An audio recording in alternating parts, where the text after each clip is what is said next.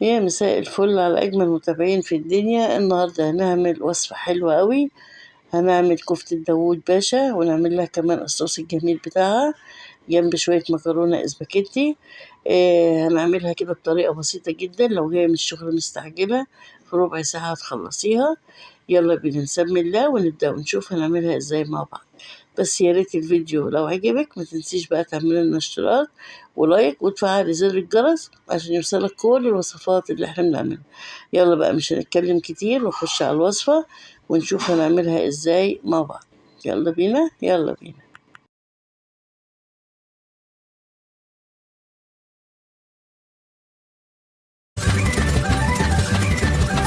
أول خطوة هنعملها في بولة كده وهننزل باللحمة.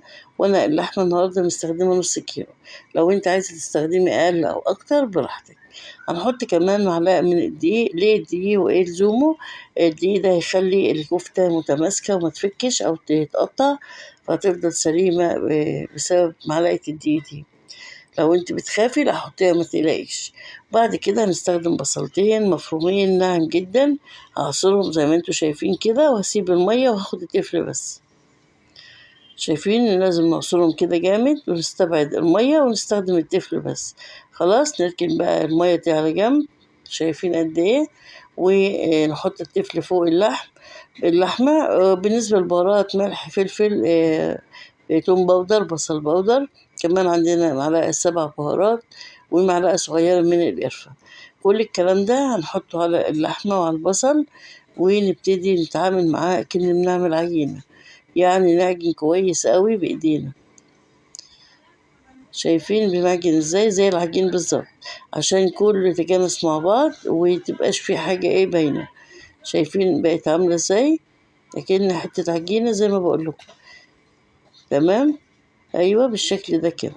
خلاص بعد ما عجنتها يلا بقى بينا نشكلها. هنجيب كده صينية او طبق كبير ونرش فيه شوية دقيق كويسين بالشكل ده كده. بعد كده هنمسك بقى الكفتة. طبعا عصارة الليمون دي موجودة في كل بيت. هنجيبها ونحط كيس عليها من فوق وابتدي احط حتة عجينة صغيرة. احط حتة العجينة كده يا دوبك على قد الفتحة. شايفين على قد الفتحة بالظبط. بس كده واروح قلبها بقى في ايدي بتتقلب طبعا بمنتهى السهولة عشان هي مش لازقة ولا حاجة. هكورها بقى بس بالشكل ده كده.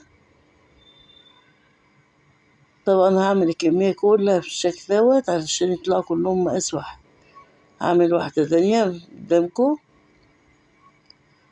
بالشكل ده كده. احط في الكيسة في عصارة الليمون وابتدي ابرم بالشكل ده كده.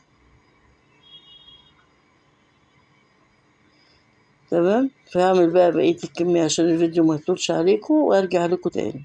شايفين الشكل؟ هعمل كله بالشكل ده كده. كده حبايبي انا خلصت الكمية كلها عملتها في نفس الشكل. هنحط طاسة على النار فيها شوية زيت كويسين بس مش كتير يعني. وبعد كده هنبتدي ننزل الكفتة في الزيت بالشكل ده كده. هحط كل الكمية، حطيها وما تقلقيش مفيش حاجة هتلزق في حاجة.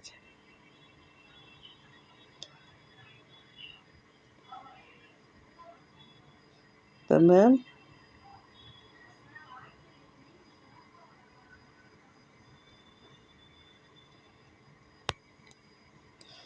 بس كده. وبعد ما احط الكفتة يا ريت ما نقلبش بالشوكة ولا بمعلقة ولا بأي حاجة. هنقلب، هنمسك ايد كده الطاسة ونهزها بهزة جامدة كده وبعد كده نسيبها. شايفين؟ انا هزيت كده عشان تحت ده يستوي وما نقلب كده يعني. لو احنا قلبناها بالشوكة هتتقطع وتتبهدل. عشان لسه ما استوتش. هفضل اعملها كده واهز بس بالايد لغايه ما الاقيها اتشمعت وبقت تمام. هشيلهم بقى كده واحطهم في طبق كده على جنب بالشكل ده. يعني تعتبر مستوية بس لسه حاجة بسيطة بالشكل ده كده. طيب هعمل ايه الوقت بقى مكان الكفتة؟ هجيب كده في نفس الزيت معلقة كبيرة من الثوم وأقلبها كده علشان تحمر. يا دوبك تاخد بس تحميرة صغيرة جدا أو تصفر، لكن مش عايزاها تغمق. بعد ما حطيتها على الطاسة وخدت اللون، ابتدي بقى أجيب الصلصة وأحطها. بس أنا الأول هحط صلصة.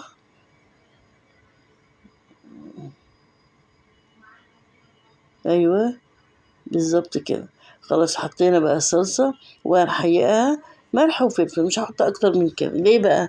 علشان أنا في الكفتة حاطة كل البهارات، فهنا مش محتاجة إن أحط أكتر من ملح وفلفل.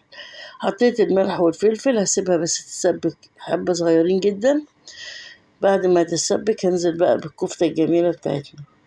طبعا أنا بجري الفيديو، مش هستنى كل خطوة تتعمل تاخد ساعة. تمام. بعد ما التسبيكة خلاص غليت كده حبايبي، خلاص بعد ما الصلصة اتسبكت وتمام، وهنقدمها الوقت مع مكرونة اسباجيتي بالشكل اللي انتوا شايفينه ده كده. اتمنى وصفة النهاردة تكون عجبتكم، واتمنى ان انتوا تجربوها. اشوفكم بخير في وصفة جديدة. الى اللقاء، باي باي.